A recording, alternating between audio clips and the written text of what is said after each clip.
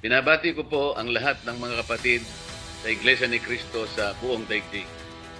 Sana po ay manatili tayong lahat sa maalab na paglilingkod at sa puspusang pagganap sa mga gawain ng Iglesia at lalong-lalo na po ang pagpapasakop sa kanyang pamamahala ng ating minamahal na kapatid na Eduardo B. Manalo. Yon ang panawagan ni Senador Rodante Marcolita sa mga kaanib sa iglesia. Kung malala ninyo, naka-schedule sila 3 araw na rally.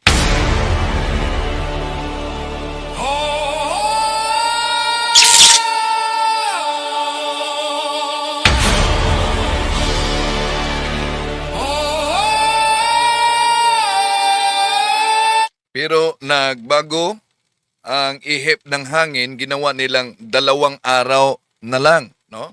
Pero yung sinabi nilang Rally for Transparency, si Marcolita mismo ang nagsalita na hindi transparent sa kanyang susi na nagkukontrahan sa kanyang salin. Pero ang ating topic ngayon, mga kapatid, bago sa spiritual warfare, bakit kaya ang Iglesia ni Cristo, INC, Church of Christ, ayaw nilang tatawaging Iglesia ni Manalo? Bakit kaya? Ito sabi ng mga ministro. Nagkakamali po ang iba kapag sinasabi nila na ang nagtatag ng Iglesia ni Cristo ay ang kapatid na Felix Manalo. Sususugan ko po yung binanggit po ninyong yon, kapatid na Rene. Mga giliw po naming manonood, hindi po dapat tawaging Iglesia ni Manalo ang iglesyang ito sapagkat So hindi tawaging Iglesia ni Manalo. Bakit? Dahil may itinatago silang katotohanan. At iyon, ang founder ng kanilang iglesia na si Mr. Felix Manalo. 1914, Punta Santa Ana, Manila, lahat ng mga kasaysayan ay pawang nagtuturo. Nagkakamali po ang iba kapag sinasabi nila na ang nagtatag ng Iglesia ni Cristo ay ang kapatid na Felix Manalo. Sa Artikulos de Incorporación para Pol 4, Quelos Fundadores de esta Asociación son Felix Manalo, at may mga aklat silang Katoliko na ginamit. Kanina, tinatalakay natin ang fundamentals of Catholic dogma. Ngayon, ibang aklat na naman. Samahan ninyo ako.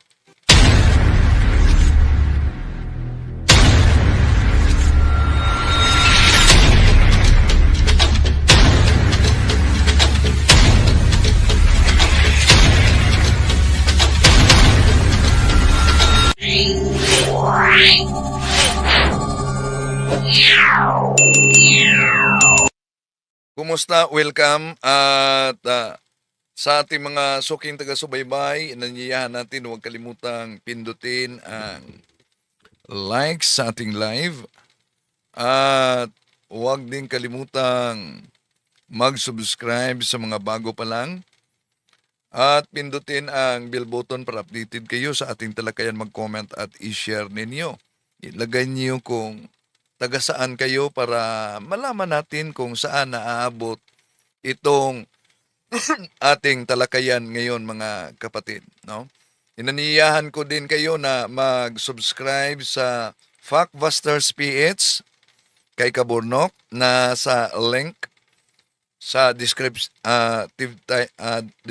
title, ang link sa Kaburnok at ang pananampalataya ng ating mga ninuno, pananampalataya at katweran channel, nasa link din, mga kapatid. So ako ang inaatasan ngayon na magtalakay sa punto por punto, pero sa pagkakataong ito, tatalakayin muna natin ito, mga kapatid, dahil alam niyo naman na kung ayaw nilang magpatawag na Iglesia ni Manalo, dahil umano, Nagkakamali po ang iba kapag sinasabi nila na ang nagtatag ng Iglesia ni Cristo ay ang kapatid na Felix Manalo. Sususugan ko po yung binanggit po ninyong yon, kapatid na Rene. Mga giliw po naming manonood, hindi po dapat tawaging iglesia ni Manalo ang iglesyang ito sapagkat hindi po ito pag-aari ni kapatid na Manalo, kundi batay po sa narinig ninyo mula sa banal na kasulatan, pag-aari ito ni Kristo, ng ating Panginoong Hesukristo. Yan, pag-aari daw ng ating Panginoong Hesukristo. Pero kung maalala ninyo, na proud si Senador Marcoleta sa inaniban niya, ang tanong dito, magaling naman siya mag-research. Yun ba ang naabot sa research ni Senador Marcoleta na ang inaniban niya ay tunay na iglesyang tatag ng ating Panginoon Jesucristo? Di ba niya nakita na ito'y tatag lamang ni Felix Manalo? O kaya'y may nasa likod pa kung bakit nananatili siya sa Ako po ay miyembro ng Iglesia ni Cristo. Iglesia ni Cristo na ayaw nilang tatawagin na Iglesia ni Manalo.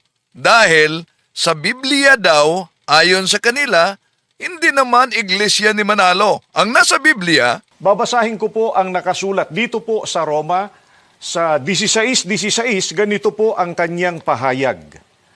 Magbatian kayo ng banal na halik, lahat ng Iglesia ni Cristo ay bumabati sa inyo. Ang pangalan po ng tunay na iglesia, ayon sa pagtuturo ng mga apostol, ay Iglesia ni Cristo. Wala tayong pag-aalinlangan dyan, kapatid. yan, Iglesia ni Cristo. At para suportahan ang sinabi nilang Iglesia ni Cristo na nasa Roma 16:16, pinatunayan daw yan sa otoridad Katoliko sa pamamagitan nitong aklat Religion, Doctrine, and Practice. Eto, pakinggan natin. Ngayon, aling iglesia po ang kinaaaniban ng mga Kristiyano? Iglesia Katolika po ba? Ang babasahin po natin ay mula sa Aklat Katoliko, ay sinulat po ni Francis V. Caselli, na ang pamagat po ng aklat ay Religion, Doctrine, and Practice. Ganito po mababasa natin sa pages 442 hanggang 443 sa English po muna. Sa English po yung aklat na yan. Sige, basahin po natin. Did Jesus Christ establish a church? Yes. From all history, both secular and profane, as well as from the Bible.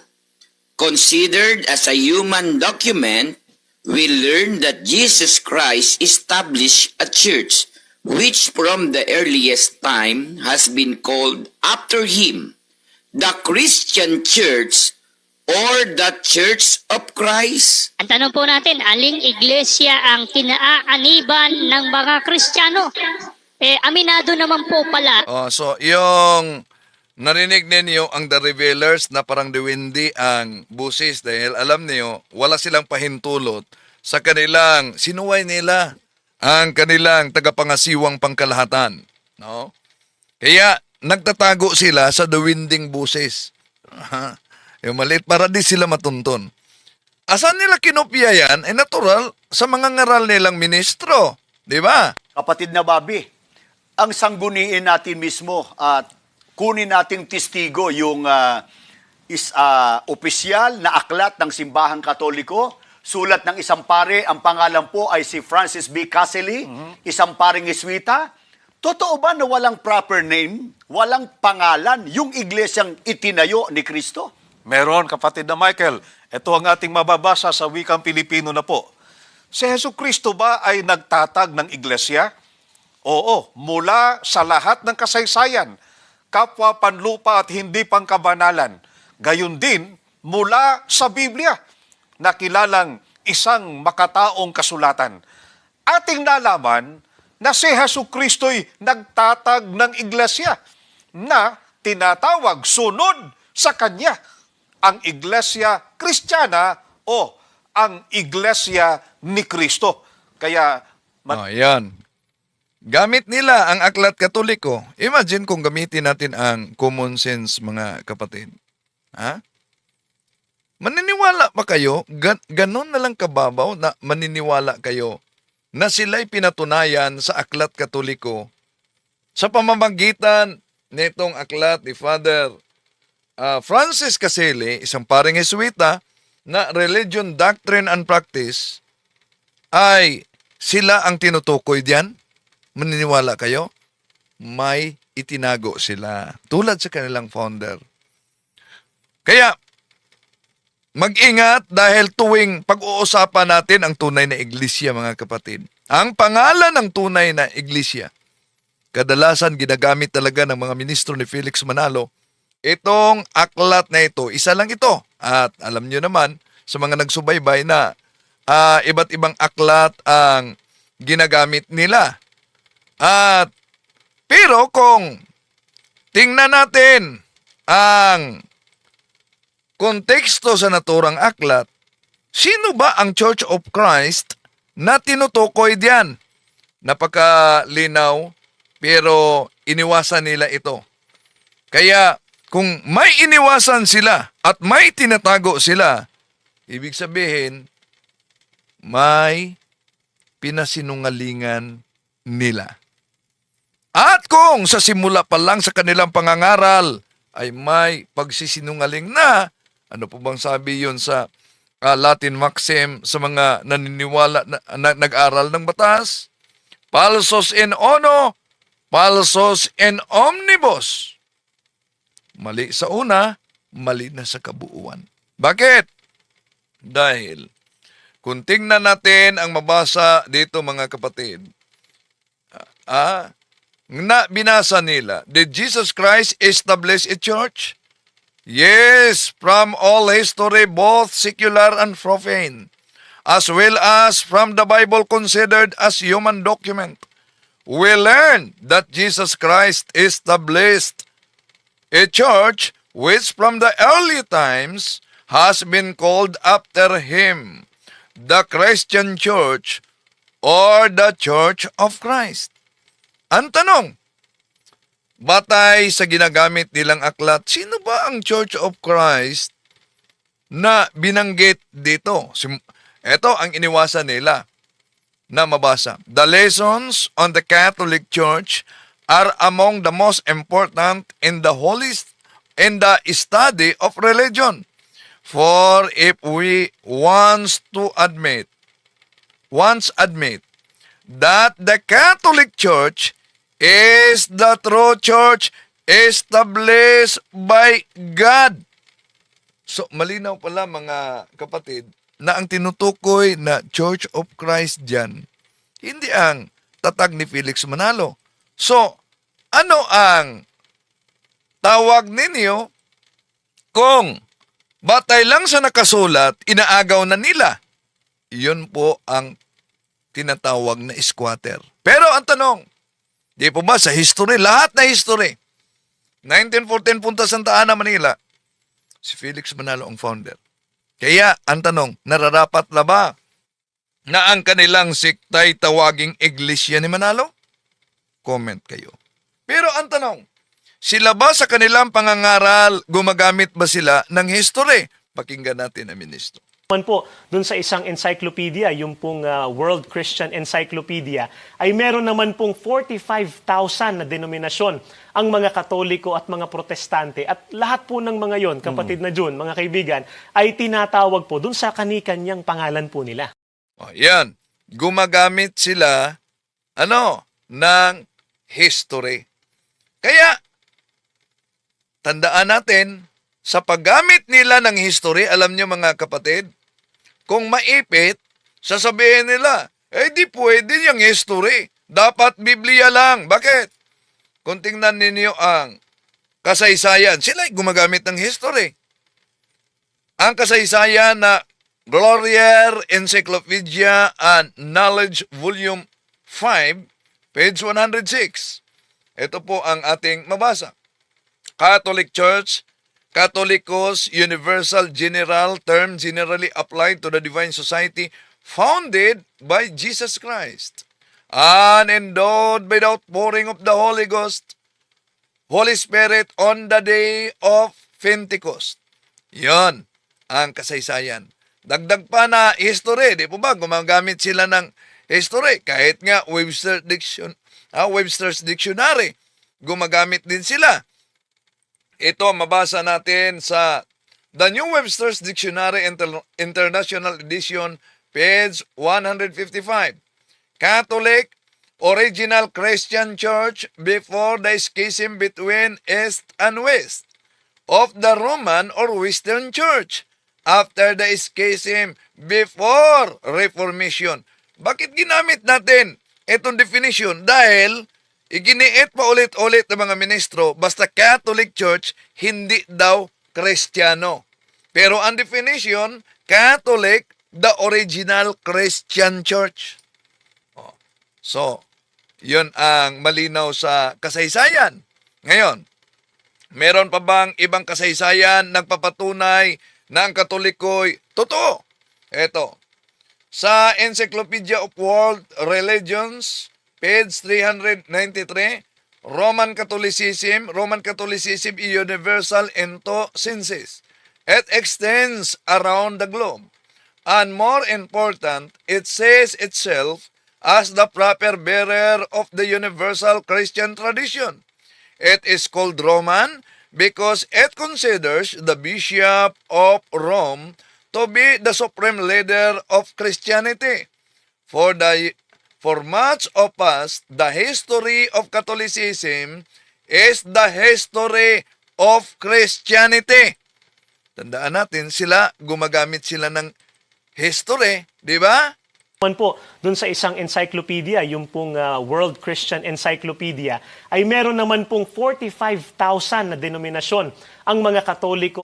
So, kung sila'y gumagamit ng history at pagdating na sa simbahang Katoliko, ayaw nilang tanggapin ang history ito, mga mahal na kapatid, na ang lahat ng mga history din, kung pagdating sa Iglesia ni Cristo, nagsasabing si Felix Manalo ang founder.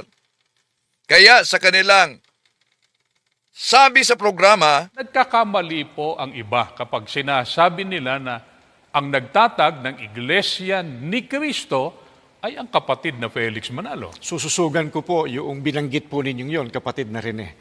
Mga giliw po naming manonood, hindi po dapat tawaging Iglesia ni Manalo ang iglesyang ito sapagkat hindi po ito pag-aari ni kapatid na Manalo, kundi batay po sa narinig ninyo mula sa banal na kasulatan, pag-aari ito ni Kristo ng ating lahat ng mga sikta na pansin ninyo natatag lamang ng tao, una nilang gawin,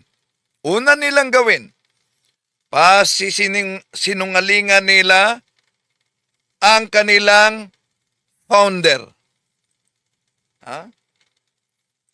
At gusto nilang ipalitaw, gusto nilang ipalitaw na ang kanilang iglesia ay tatag daw ng ating Panginoong Hesukristo. Pero lahat na kasaysayan nagsabi na ang simbahang Katoliko ay siyang tunay na iglesia ni Kristo. At yon ang ginagamit nilang mga aklat, Katoliko. Pero nagiging squatter sila dahil ang pangalang Iglesia ni Cristo ay tumutukoy sa One Holy Catholic Apostolic Roman Church na yon ang nakasulat din sa Catechism of the Catholic Church 811. Sa pagkakataong ito mga kapatid, pasok na tayo sa punto por punto dahil ako ang inatasan ngayon na magtalakay lalo na sa spiritual na digmaan. Okay? Sandali muna.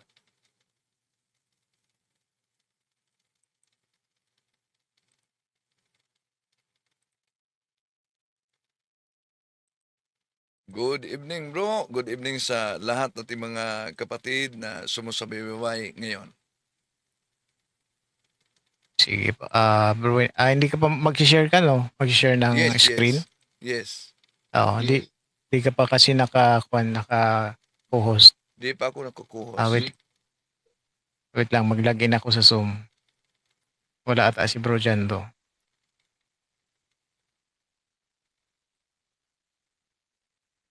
I-claim ko muna yung host sa kanya.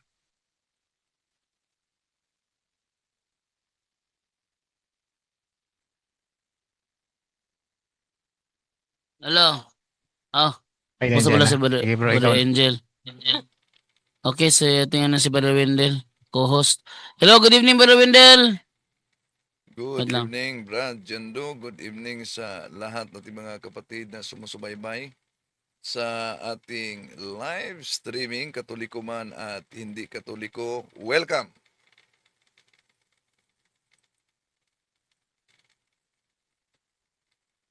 Balik sa inyo, Brad Jando.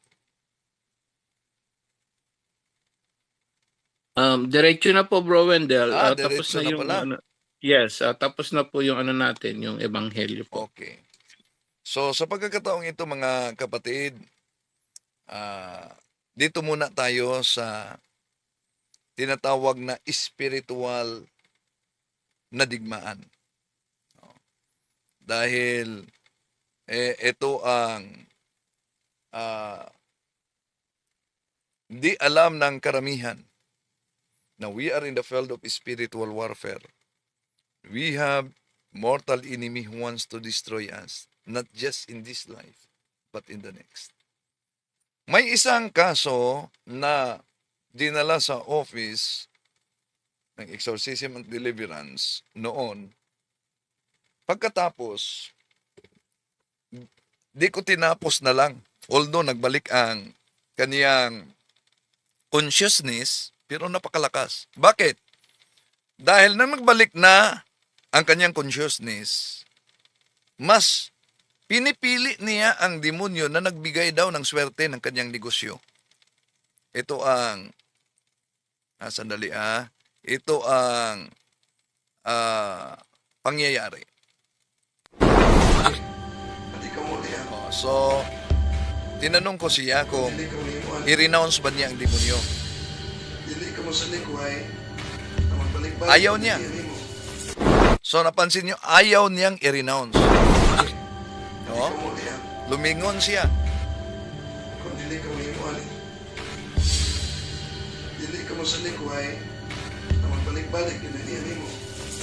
So, sabi ko, pag di mo yan itakwil, paulit-ulit yan na mangyari sa buhay mo. At grabe talaga ang lakas niya. Oh. Di niya itakwil talaga ang demonyo. Napakalakas siya. Dala ang mga humawak sa kanya, mga babae. In the name of the Father, and of the Son, and of the Holy Spirit. Amen. In the name of Jesus of Nazareth, through His tremendous power as God, and through His most powerful and salvific name. Ito, napakalakas talaga niya. At may aversion of sacramentals dahil ang dami nilang antik-antik. Of Jesus, go depart right now and go immediately and directly to the foot of the cross of Jesus Christ and never return. At dahil ang ating talakayan ngayon ay may kaugnayan sa spiritual na digmaan, magdasal muna tayo ng prayer for protection. In the name of the Father, and of the Son, and of the Holy Spirit. Amen. Lord Jesus, I ask you to protect our families. Banggitin niyo sa isipan ninyo ang mga miyembro ng pamilya ninyo.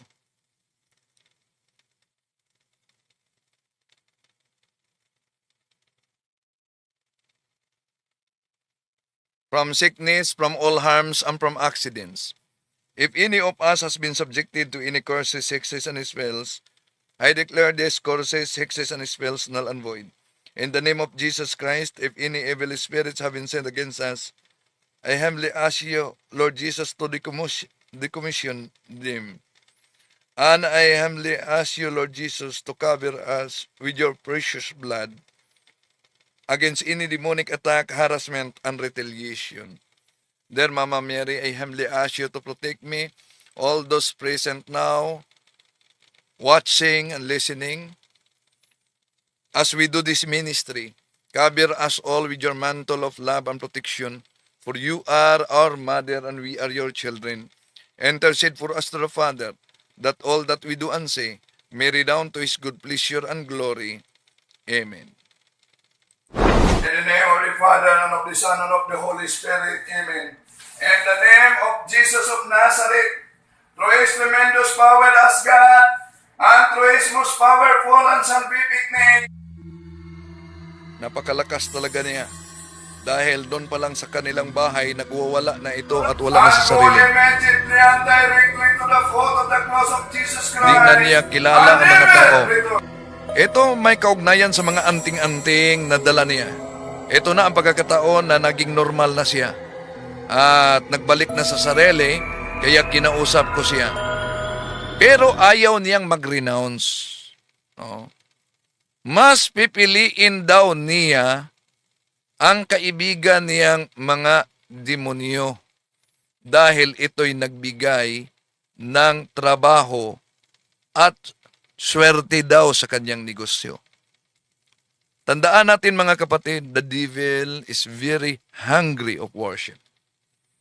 And people willingly and joyfully give in to the devil, karamihan, sa anong paraan? Sa kasalanan. Pero kadalasan, may mga katanungan sila. Bakit nagkaganon ang ating bansa ngayon? Bakit nagkaganon? Ganito ang pangyayari sa mundo natin ngayon. Dahil may tinatawag na entry points. Tandaan natin, mga mahal na kapatid, the devil gives nothing but meaningless suffering, chaos, division, anger, hatred, financial ruin, mga kasakitan, broken relationship, mga digmaan, away-away, at ang target talaga ng devil, ng demonyo, ng ating kalaban, mga mahal na kapatid, the goal of the devil is always to destroy our life, to destroy our purity, to destroy our innocence, and even to destroy our being image and likeness of God. And when we mimic Him through sin, we are inviting Him. And when He comes, He will surely bring ruin into our lives. Ito ang hindi alam ng karamihan. Kaugnay sa mga kasalanan. Bawat isa sa atin mga kapatid na magkasala ay may hindi makikitang nilalang na pinakain natin. Ano po bang ibig sabihin ng pinakain natin sa kasalanan? Mamaya tatalakayin natin yan. Sila yung nasa paligid. Sila yung nagmamasid at naghihintay ng oportunidad. Kaya, ang sabi sa banal na kasulatan, kung tingnan natin ang nakasulat sa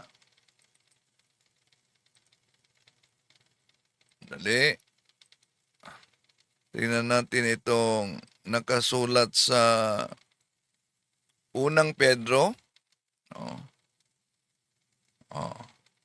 Unang Pedro Kapitulo 5 versikulo 8. Ay, sandali. Meron palang. Unang Pedro 5:8. Maging handa kayo at magbantay. Ang diablo, ang kaaway ninyo, ay parang liyong umuungal at ali-aligid na naghahanap ng malalapa. Yan ang napaka-piligro. Kaya, alam nyo, daming mga tao, di nila alam na nasa tinatawag silang level na demonic oppression, demonic obsession, at ang iba ay walking possessed na.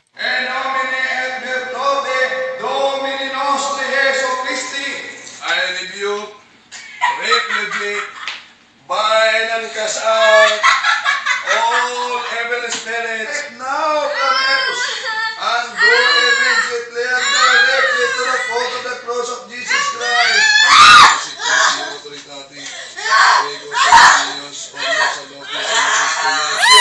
Please do not allow these spirits to return. In the name of Jesus of Nazareth, praise tremendous power as God, and praise His power in His salvific name.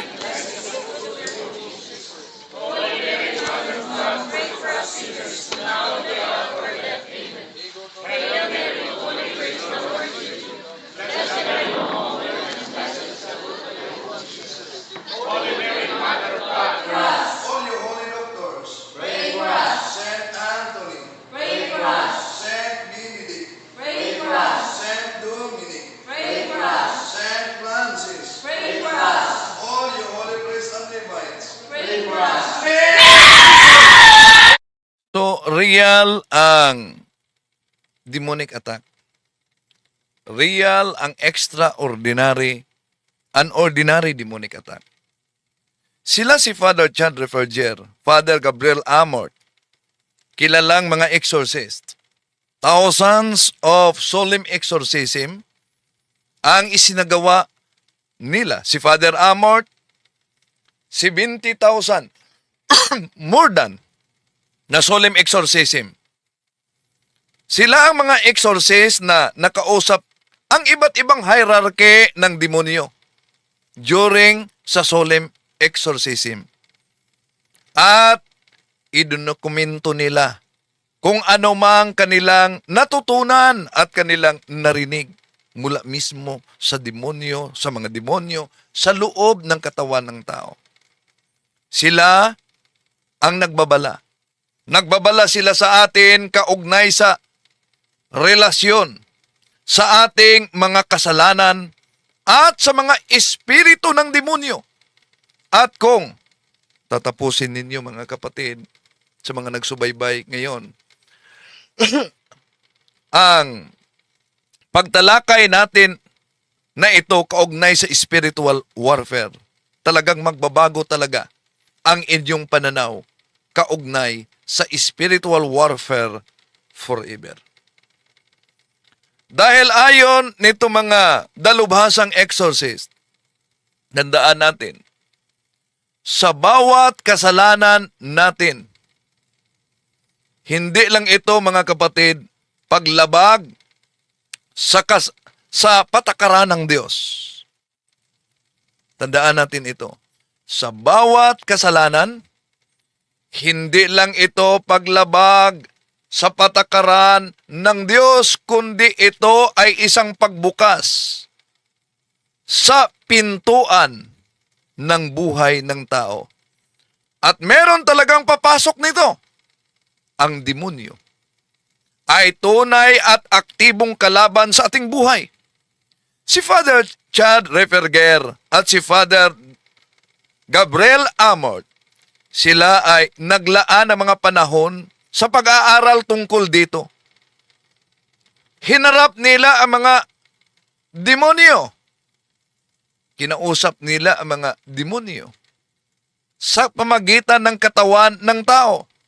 Sila mismo ang mga saksi kung ano ang mga nangyayari sa kaluluwa na naging infested sa demonic influence. Ang demonyo ay hindi basta-basta makapag-atake sa buhay ng tao. Hindi sila mapipilitang makapasok sa ating buhay na walang pahintulot. Ngunit, kung tayo'y magkasala mga kapatid, binigyan natin sila ng pagkakataon sa ating buhay. Sa panahon na tayo'y magkasala, binigyan natin sila ng susi sa ating buhay. At bawat pagkasala ay ganon din kadaming susi sa buhay ang ibinigay natin sa demonyo. At sa daming susi na naibigay mo sa kanila, ganon din ang kalakas ng mga demonyo sa inyong buhay. Hindi ito tungkol sa guilt ng kasalanan, kundi ito'y tungkol sa tinatawag na espiritual na digmaan. Ayon sa mga dalubhasang exorcist, ang mga demonyo ay kumikilos kahit hindi ka maniniwala sa kanila. Maniniwala ka man o hindi, hindi ka exempted sa digmaang espiritual. At maraming kaluluwa na ang nagiba dahil sa hindi nila paniniwala sa digmaang espiritual na meron talaga tayong kalaban. Lahat ng mga exorcist, hindi itinago itong usapang espiritual, itong digmaan na ito. Ngunit ginawa nila itong misyon para ma-educate ang mga tao sa tunay na digmaang espiritual. Ang mga kilalang exorcist na si Father Chad Referger, Father Gabriel Amort, Father Jose Francisco Sequia, Father Winston Cabading Order of Preacher, Father Juju Zerodo, Father Nonet Ligaspi at iba pang mga exorcist ay nag-warning sa atin mga kapatid. Ano ba ang kanilang warning sa atin? Ang warning nila na ang kasalanan ay ang pangunahing pintuan ng mga demonyo sa ating buhay. Ito ang paalala ng mga exorcists. Demons are very legalistic. May sinusunod silang patakaran.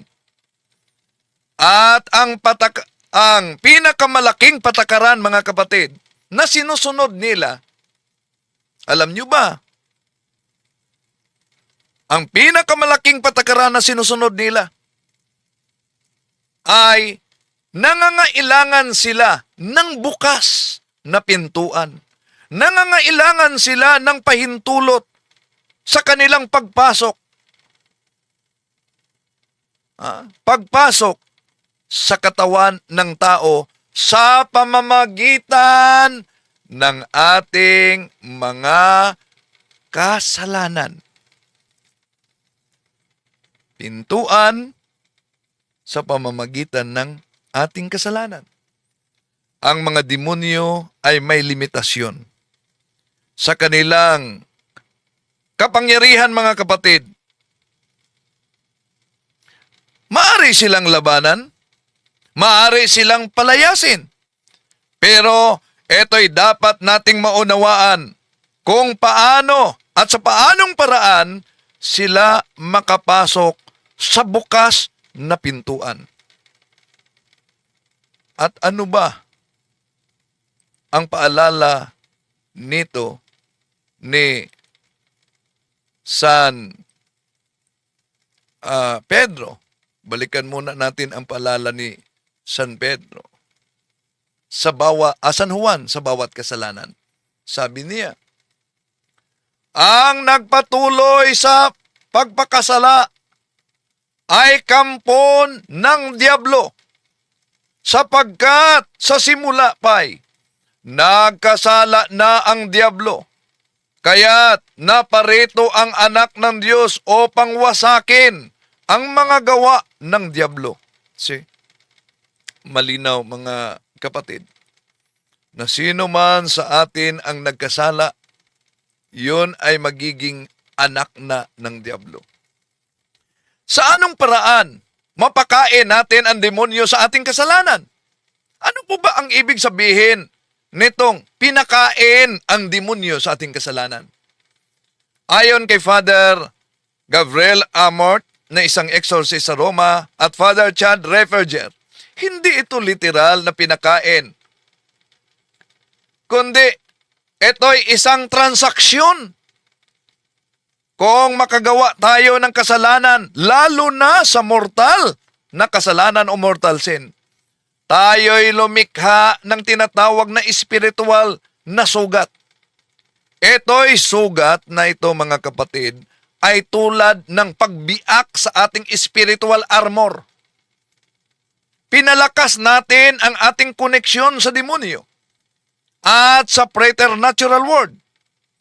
ang mga demonyo ay ma-attract talaga sa ganitong mga spiritual na sugat.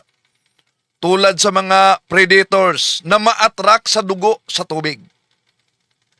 Ang mga langaw ay ma-attract sa baho ng patay.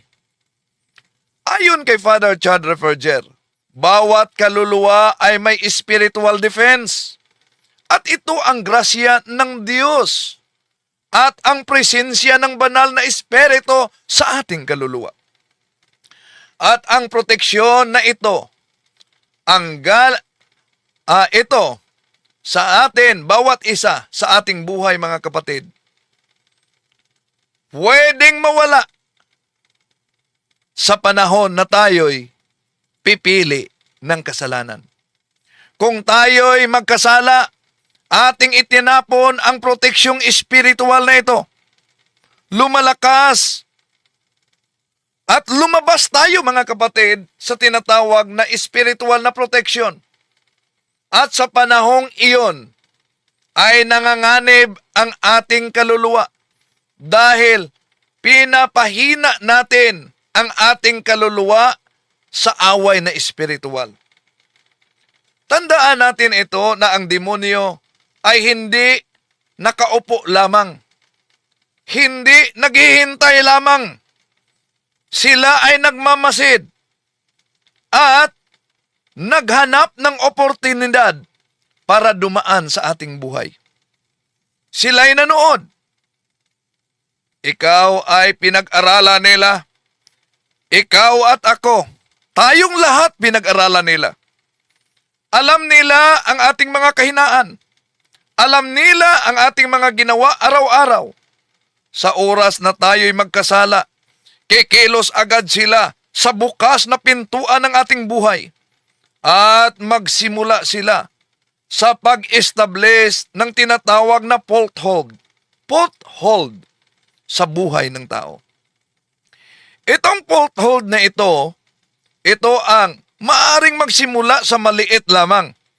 Paulit-ulit na tentasyon, malaswa na pag-iisip, na alam mo namang ito'y mali, pero baka nagustuhan sa mga nag-iisip ng malaswa. At ayon kay Father Chad Referger, ang demonyo ay makapasok, may ability siyang makapasok ng imagination sa ating isipan. Maaari nilang impluwensyahan ang ating emosyon at kadalasan makaisip ka na ito'y galing lang sa iyong sarili. At kung higit mo itong buksan at pahintulutan sila na makapasok, sila'y magiging malakas diyan sa buhay ng bawat isa. Ayon sa mga exorcist, ang demonyo ay nagsimula sa tentasyon. Sundan ito sa opresyon. Ang opresyon, kung makaramdam ka na parang dapa ka na at nahihirapan ka na sa mga pangyayari sa buhay na ito. Yung iba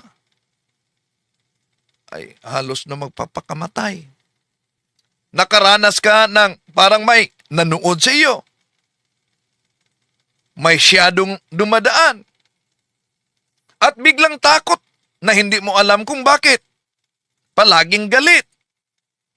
At kung itong opresyon na ito ay hindi mo mapaglabanan, ito ay magiging demonic obsession.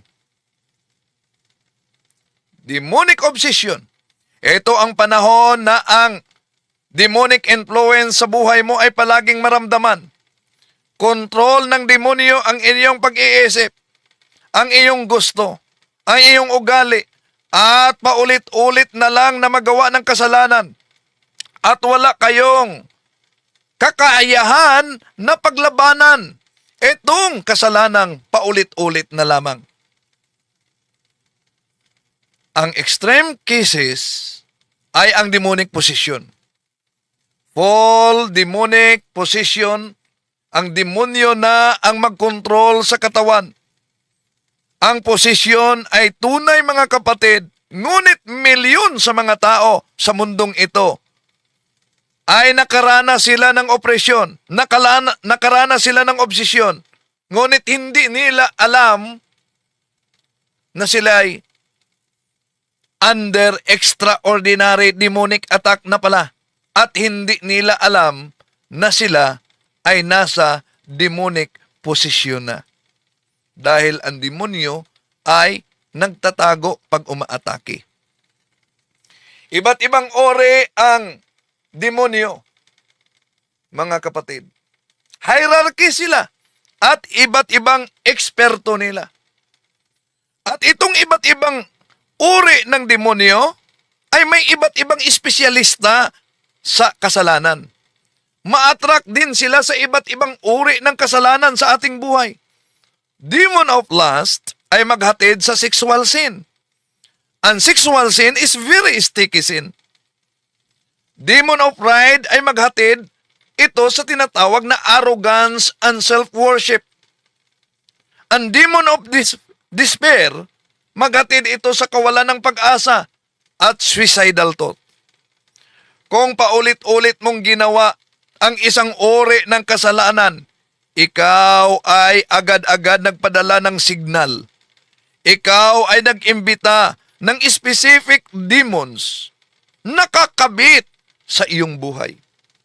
At kung ang demonyo ay kakabit na sa buhay dahil sa kasalanan, gawin talaga niya ang lahat niyang makakaya na gagawin para makontrol at paulit-ulit kang gagawa ng kasalanan hanggang papahihinain niya ang iyong lakas na loob.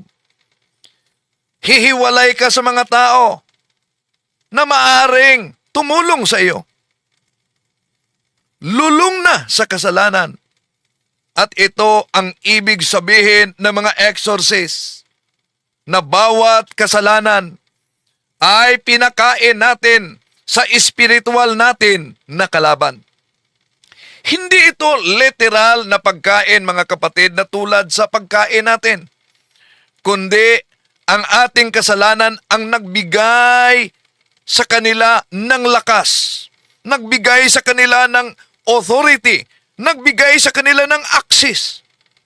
Sa bawat pagpakasala natin, pinalakas natin ang espiritu na gigiba sa ating kaluluwa. Sabi din ni Father Chad Referger, ang demonyo ay nasa ilalim ng batas. Hindi siya pwedeng kikilos sa kanyang gusto dahil inilagay sila ng Diyos sa limitasyong kilos. At ang pag-unawa nitong limitasyon na ito ay very crucial, mga kapatid. Kung protektahan natin ang ating sarili sa espiritual na digmaan, ang demonyo ay hindi maaring makaposes o maka-oppress o maka-obsess sa sino mang tao kung wala siyang pahintulot sa demonyo. Tandaan natin ito. At bakit ba tayo ang target nito? Bakit tayo ang target? Tandaan natin ang nakasulat sa 1 Pedro Kapitulo 5, versikulo 8. Maging handa kayo at magbantay ang inyong kaaway. Ang kaaway ninyo ay parang liyong umuungal at aaligid na naghahanap ng malalapa. Sa 9, labanan ninyo siya. So inaanyayahan tayo, mga kapatid, na lalaban talaga nitong espiritual na digmaan. Pero di natin ito makaya sa ating sarili lamang. Nangangailangan tayo ng grasya ng Diyos. Kaya, mga mahal na kapatid, sa matagal nang hindi nangangumpisal, ito lamang ang ordinaryong paraan para ang tao ay mapatawad sa Diyos, sa simbahan. Kadalasan, maisip, kaya maraming mga Katoliko ang hindi na nangungumpisal. Pero nangumunyon. Bakit? Dahil nasa kanilang isip, bakit kailangan pa tayo mangungumpisal sa pare na ang pare ay tao lang? Ba't di na lang tayo direktang mangungumpisal? Doon mismo sa Diyos na siya'y alam ang lahat. Pero ito ang tandaan natin na sa ating pagiging binyagang Katoliko, Galatia 3:27, tayo'y nagiging bahagi sa katawang ito. At ayon kay San Pablo sa unang Korinto, Kapitulo 12, versikulo 24, na ang sakit sa isang bahagi ng katawan ay sakit sa buong katawan. Anong ibig sabihin? Sa binyag natin mga kapatid, nagiging kabahagi tayo sa iglesia na katawan ng ating Panginoon Jesucristo. At tuwing tayo'y magkasala, nasaktan natin ang iglesia, ang katawan ni Ginoong Jesucristo, dahil nagiging kabahagi tayo nito sa pamamagitan ng binyag. Kaya tayo'y makipag-reconcile, hihingi ng tawad sa Diyos sa pamamagitan ng kanyang iglesia, ang mystical body of Christ. Pero kung ikay matagal na walang kumpisal, alam nyo, pag nangumpisal ka, pinatawad sa Diyos ang inyong kasalanan sa pamamagitan ng pari. Juan Kapitulo 20, 21, 23. Pero ang demonyo na na-attract sa kasalanan na ginawa mo ay nakakapit pa sa katawan mo. Okay? So remember, very important yung sacramentals, because not only the sacramentals assist the sacramentals assist the sacraments. The sacramental of exorcism and the ministry of liberation, like holy water, etc., assist the sacrament of confession. Okay? Kaya nga, very important, kapag ako 10 taon hindi ako nagsisimba, I'm in the state of sin for 10 years, unti-unti kumakapit ang mga spirito sa akin. The longer I am not going to confession, the more and more spirits attached to my body, my emotions, my imagination, my lower faculties. Now, I go to confession, and also my soul belongs to the devil. Ayun, ako'y nagkumpisal. What will happen? The Lord forgives me. My soul is free. But hindi automatic nawawala ang mga spirito na nakakapit sa katawan ko. That's why may mga tao, Father, gusto ko na magbagong buhay, ngunit napakaraming hadlang. Ngayon na gusto ko maging isang mabuting Katoliko. So many challenges, so many obstacles, because the spirits are still attached to the person. That's why that is where the sacramentals are very important. Don't underestimate being in the state of sin for a long time. That's why kaya nga kapag binibinyagan niya ang isang bata, di ba dapat kapag nabinyagan ang isang bata, dapat pure na. Bakit kailangan pa ng exorcism?